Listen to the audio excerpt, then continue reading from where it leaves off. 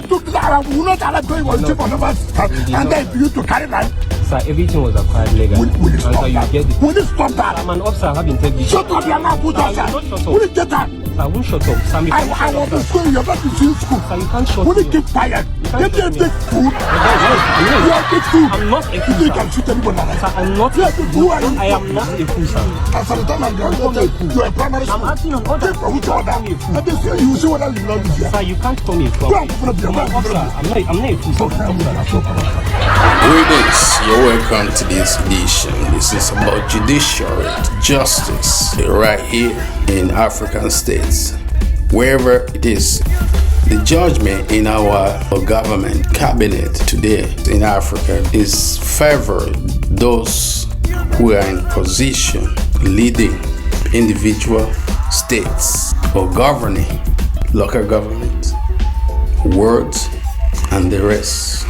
We want this to be eradicated because those who have the position, they thought they are in charge of everything, not knowing that it's the people that put them in that position. They are in charge, not them. Common citizens vote you to office to do the work for them, and you got to the office, you turn the key and locked yourself, have all the security to guide and protect you wherever you go. And all that promises you said during your rally nothing's been practiced. So in this edition, I want our judiciary, we must find our monarchy, which is the traditional chieftaincy, must work together with those judiciaries in every African state, because constitution of every nation must be adjusted due to individual cases. I'm not a lawyer.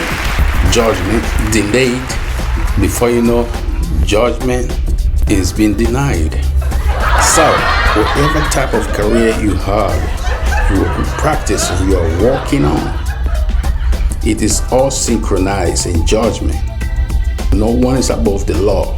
So we must practice and accept the contribution of ordinary citizen, being a lawyer or not lawyer, because every skills has a different pattern of operating, and only those who are practicing that type of duty will know how to deal with it. So a lawyer doesn't know all. A lawyer don't know what the pilot knows. A lawyer don't know what the doctor knows. A lawyer don't know what the engineer knows. A lawyer don't know what the publishers knows. As a lawyer, as a judge, you don't study the whole system of crime in the world and how to deal with the crimes. It comes from jurists sitting, specialize on that type of field. That's why in America they have jurists. They will call those people who specialize on that field as a jury, not a judge, not a lawyer. So they go through, hear their thought, and they get more clarity from the juries, judgmental. A clergyman advice is different from a farmer. A pilot advice is different from doctor. Engineer advice is totally different from a judge.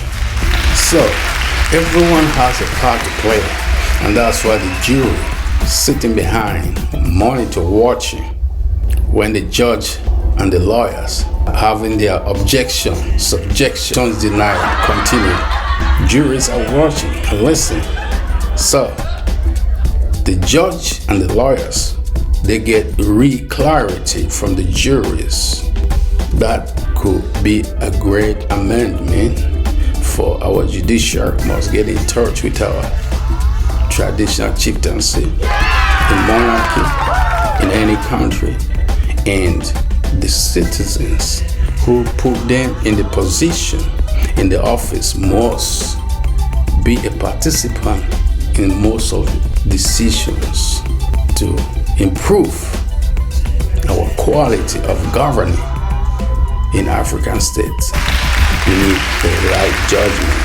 Your voice must be heard, and your voice could be a judge, could be a lawyer for a certain decision in our judiciary.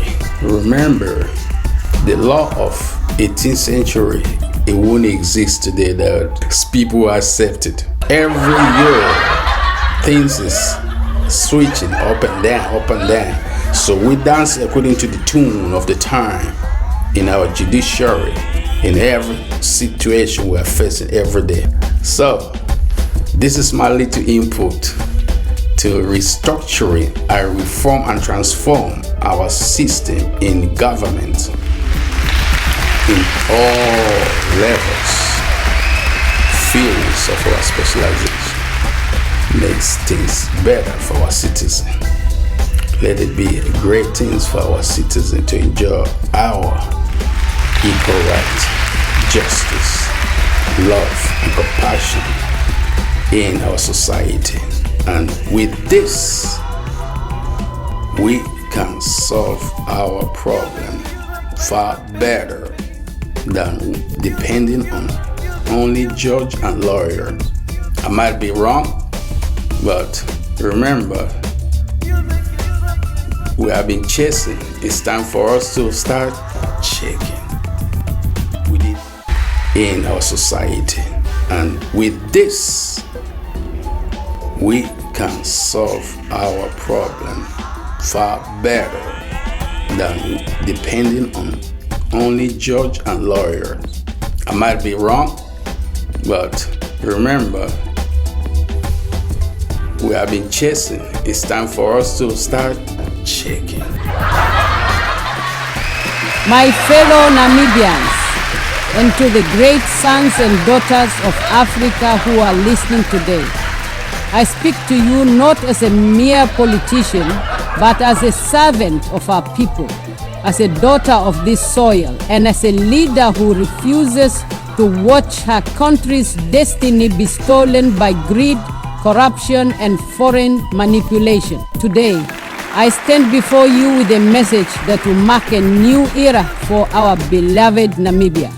I have taken the bold and final decision to assume full control of the Ministry of Mines and Energy, effective immediately. From this moment onward, the resources beneath our feet, our diamonds, our uranium, our oil, our lithium, our copper, will no longer be treated as personal property by politicians or playgrounds for foreign companies. They belong to the people of Namibia and no one else. And as of today, I am announcing that the Deputy Prime Minister, Natangwe Itete, who also served as Minister of Energy and Mines, is hereby dismissed from his position, effective immediately. He has betrayed the trust of the Namibian people. He has placed personal greed above national duty. He has engaged in corrupt dealings that have undermined the sovereignty of our country and the dignity of our citizens. I will not stand for it, not under my watch. Mr. Itete, you will face a full and transparent inquiry.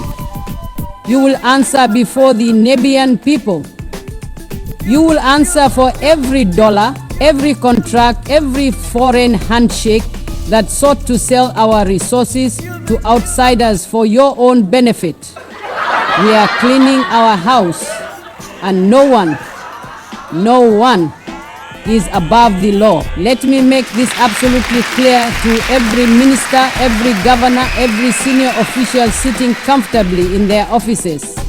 If you are not working for the Namibian people, you will be gone.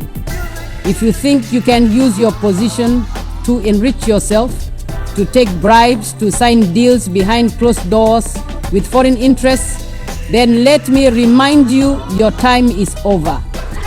I was not elected to serve foreign corporations. I was not chosen by my people to be a puppet for the West or for anyone else. I was elected to serve Namibia, and I will do exactly that. For far too long, Africa has been a continent of wealth, but a continent of poor people. A land blessed with treasures beyond imagination, yet burdened with poverty that should never have existed. From the sands of the Sahara to the rivers of the Zambezi, our soil hides riches that could transform the world, and yet the children of the soil go to bed hungry. How can it be that a continent so rich in gold, diamonds, oil, copper, uranium, and fertile land still has millions living in poverty?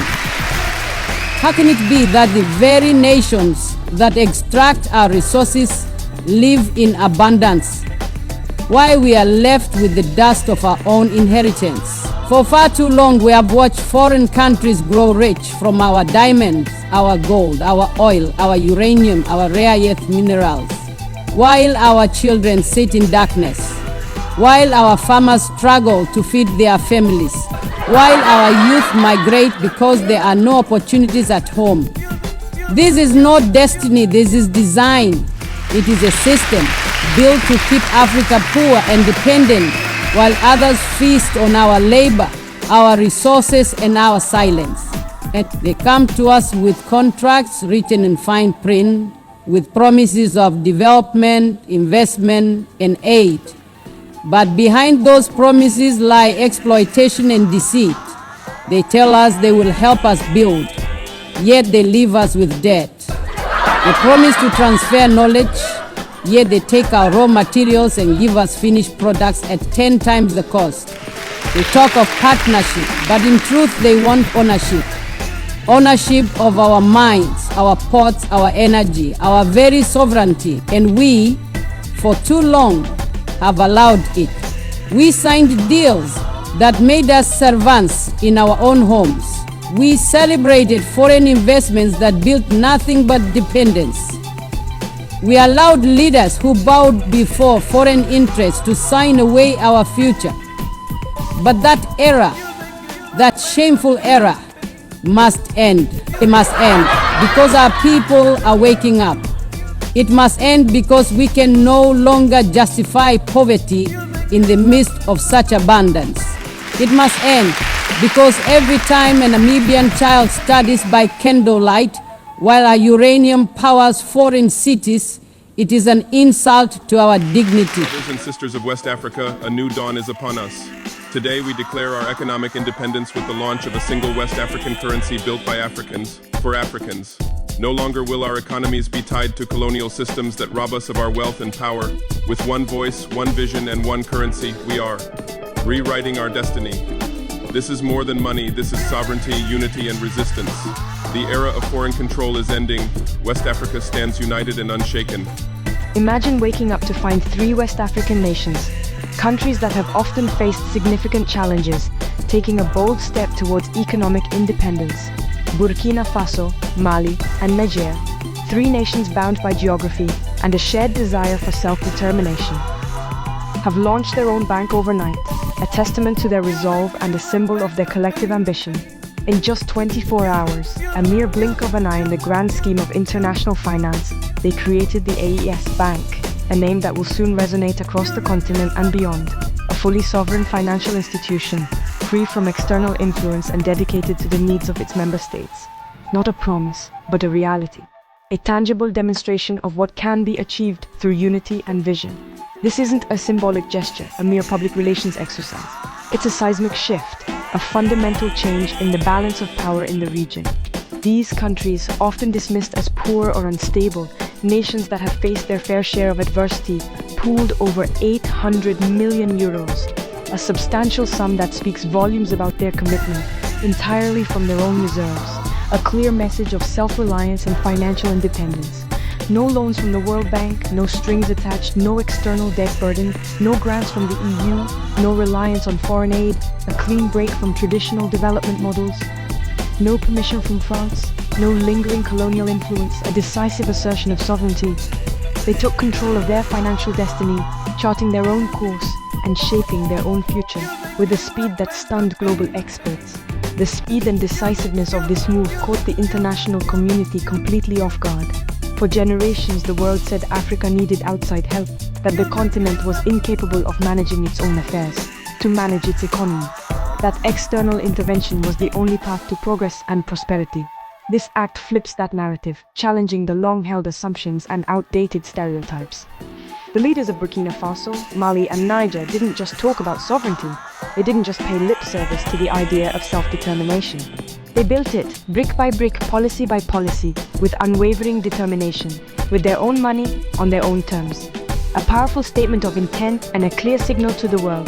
The AES Bank is more than a bank. It's more than just a place to deposit and withdraw funds.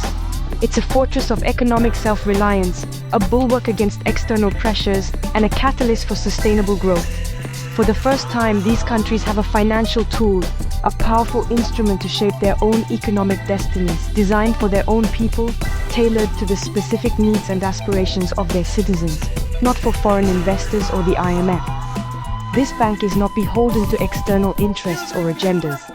It's a bank to fund African dreams, to empower local entrepreneurs and support homegrown businesses by Africans, managed and operated by African professionals, ensuring that the benefits accrue to the African people.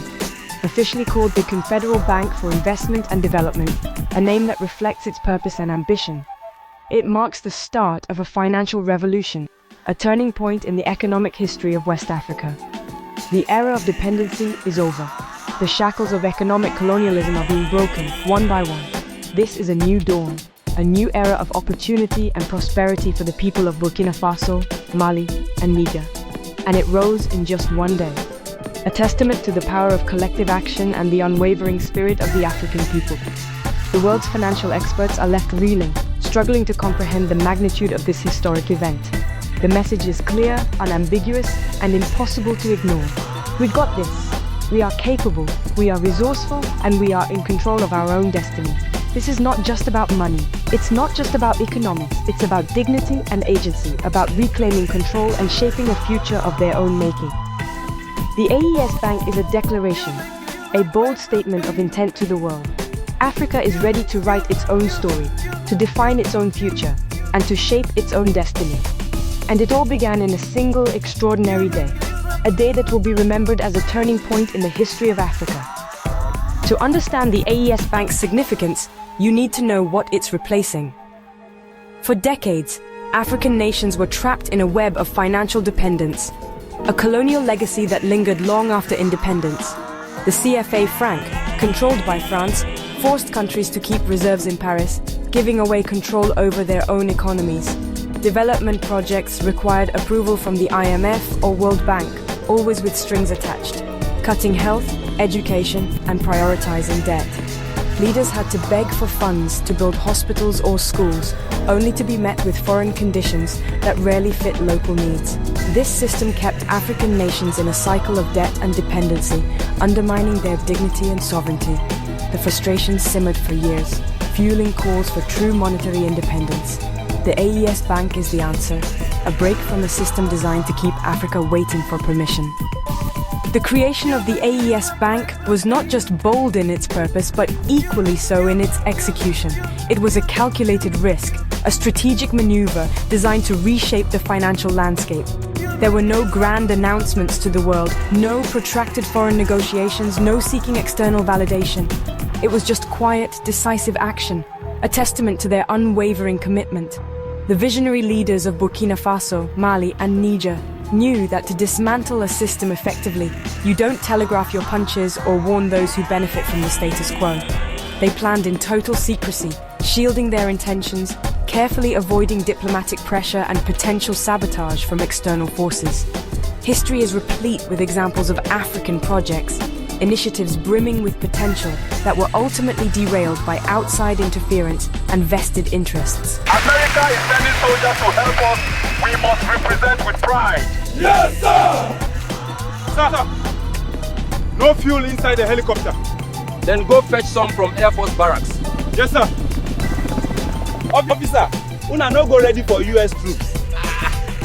My brother, that one a military case, so hey, nothing concern us. My brother, they are coming for our resources. Has your generation ever benefited from those resources? Ask him again. They'll find my cows. Take them all to Cameroon. Sir, cows don't get passports. Then stamp visa on their forehead. Help don't come from heaven and Washington. My daughter, marry one soldier before you go back. Bring green card. Mama, my mission that they come for. Fresh as so a bit for our American soldiers. Buy 2, get 1 free. Now wedding on a war. To celebrate after war. Men, we're going to Nigeria. Bring mosquito spray and power banks. As we fight terrorists, we fight NEPA too. Yes, sir! Like I said, we know where these guys are. We know where they live. We know their parents. You know them as a government. Of course we do. They live with the same community we live. So why is it difficult to get them? That is the $1 million question that I should ask you. We are trying to understand, for those of us who are now conversant with Zamfara, have never been there, and we hear you as a chief security officer speak tonight to say you know these people, but yet you can't get them. It's a head scratcher. It is something that we are trying to all put our heads together. And that is why, from what I can do as a governor, to have this CPG as a first line of defense. Of course, military are there, police are there, as well as civil defense, but they are not under my control. They are under the control of federal government, and they are doing their best. And like I said also, our security forces have the ability to crush these guys. But they are not. They are trying their best. In 2014, a group of powerful Nigerian politicians boarded a plane to the United States with one goal: to make President Goodluck Jonathan look incapable of leading his country. Among them were names you know too well: Muhammadu Buhari, Bola Ahmed Tinubu, and Rotimi Amechi. They filed a petition to the White House, claiming Nigeria was drowning in insecurity, that Christians were being persecuted, and that the Jonathan government had failed to protect its people. Their words were loud, emotional, and calculated a cry for international attention that painted Nigeria as a nation on the brink. Fast forward 10 years. Jonathan is long gone. Buhari ruled for 8 years and left Nigeria deeper in crisis, insecurity, hunger, and inflation. Now Tinubu sits in Aso Rock, holding the same power he once accused another of misusing. But guess what? The US government has just reopened that same petition, the one filed in 2014. They want to address the issues that were raised. And suddenly Tinubu's government is saying, nothing like that is happening in Nigeria. How convenient. The same man who once begged for America to intervene is now denying the same reality he cried about, just because the mirror is finally turned on him. But history doesn't forget. What you plant with propaganda, you will harvest with accountability. And this time it seems the seeds from 2014 have grown into something he cannot control. So the question is this: was the petition ever about saving Nigerians? Or was it just about seizing power? Because when you invite foreign powers into your country's affairs for politics, don't be surprised when they actually show up long after you've forgotten you called them. Do you think the US should act on that petition now? Or should they stay out of Nigeria's internal affairs? Bismillahirrahmanirrahim. Al'ummar duniya, assalamu alaikum wa rahmatullahi wa barakatuhu. Wato yau shine ranar 31 ga watan 10 shekara 2025 miladiya, amma in ji malaman tarihi. Gashi Allah mai girma da daukaka ya kawo mu wannan wato ofishi na kan wato kungiyar Kiristoci na Najeriya, kuma muna maraba da dukkan al'ummar da suka halarta game da manyan fastoci da reverend da sauran mabiya da kuma manyan limamanmu na wannan gari na Kano da alarammomi da gangaren da sauran al'umma baki daya da kuma jami'an tsaro. Muna miƙa godiya ga hukuma, musamman kwamishinan 'yan sanda na nan jihar Kano, wanda yake jarumi ne ya ba da gudunmawa wajen zuwa wannan taro. Allah ya saka masa da alkhairi. So na farko na tsaya nan a matsayina na peace ambassador, wato ambassador na zaman lafiya, kuma ina magana ne akan al'umman Najeriya da ma wajen Najeriya baki daya. Farko duk irin ci gaba da ake so a samu ba zai iya samuwa ba sai in akwai zaman lafiya. Ko da za ka wayi gari baka da komai, in kana da zaman lafiya to kana da komai. Za ka iya amfani da wannan zaman lafiyan sai ka samu komai. Shi yasa a ƙarƙashin wannan matsayi na peace ambassador na samar da Quranic Believers Harmony for Peace, wanda zai haɗa mana kan al'umma baki ɗaya cikin yadda Allah. Ina so mu tsaya tsaf mu kalli tsarin Najeriya. Najeriya fa ba ƙasa ce da aka kafa ta musulmi zalla ba, ba kuma ƙasa ne da aka kafa ta kiristoci zalla ba.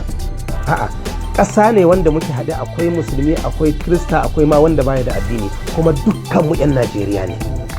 Yau in muka zo muka ce musulmi su je su kori kirista, ba su iya kore su daga Najeriya, haka su ma kirista ba su iya koren musulmi daga Najeriya. To tun da ba mu iya kore kowa, kuma duk arzikin da ke Najeriya na 'yan Najeriya ne ba na wani bangare ba, to me zai hana mu yi haƙuri mu zo mu zanna lafiya don su masu mulkin mu su samu damar yi mana ayyuka na ci gaba. Matsayinmu na mutane ba dabbobi ba, bai kamata a ce ma sai hukuma ta zo wai ta ce dole sai mun zanna lafiya ba. Ya kamata mu a tunaninmu ma mu zauna lafiya tunda mu mutane ne. Come to the point when the situation can no longer be tolerated. It is in the overall national interest that these unpatriotic acts being perpetuated by the leadership of Nupeng and Pangasing be dealt with decisively. Accordingly, the executive of both unions, the Nupeng and the Pangasing, at both national and state levels are hereby dissolved.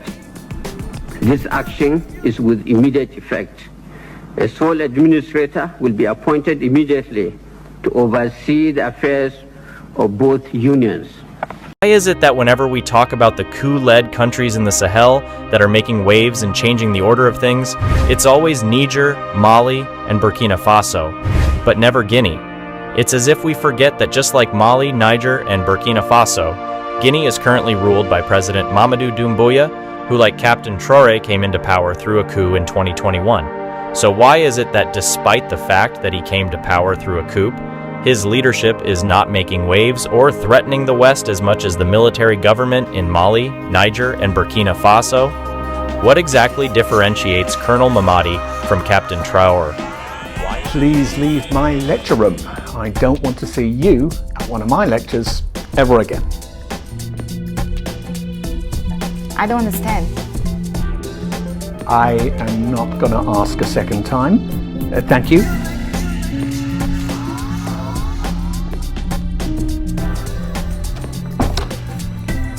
Why are there laws? What are laws for? Anyone? Social order? To protect the person's personal rights. So that you can rely on the government? Justice? Thank you. Tell me, was I unfair to your classmate just now? Indeed I was.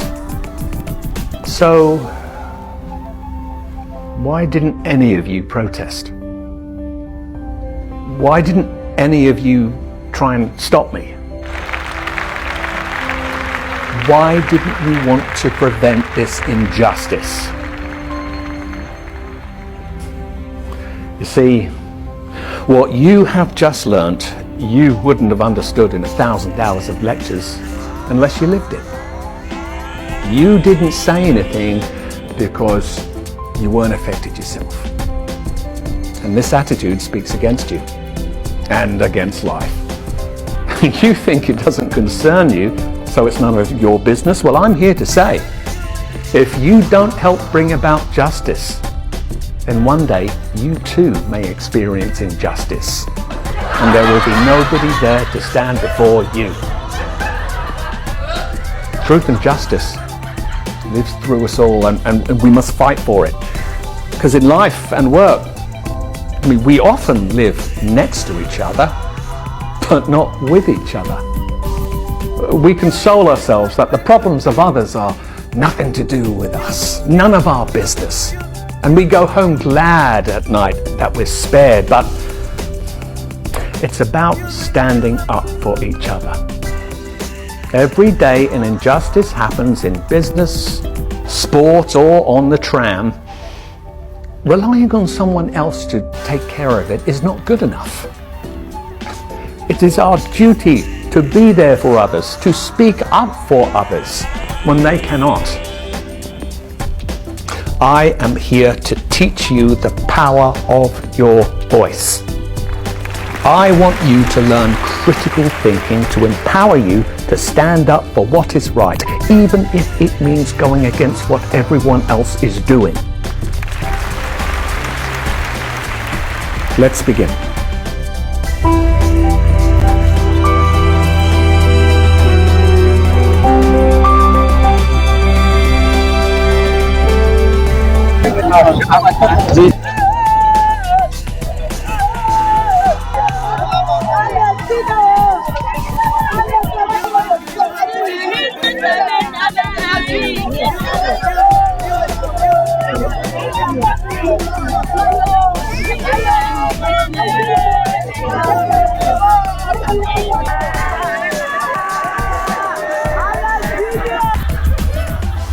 We have been chasing. It's time for us to start checking within ourselves.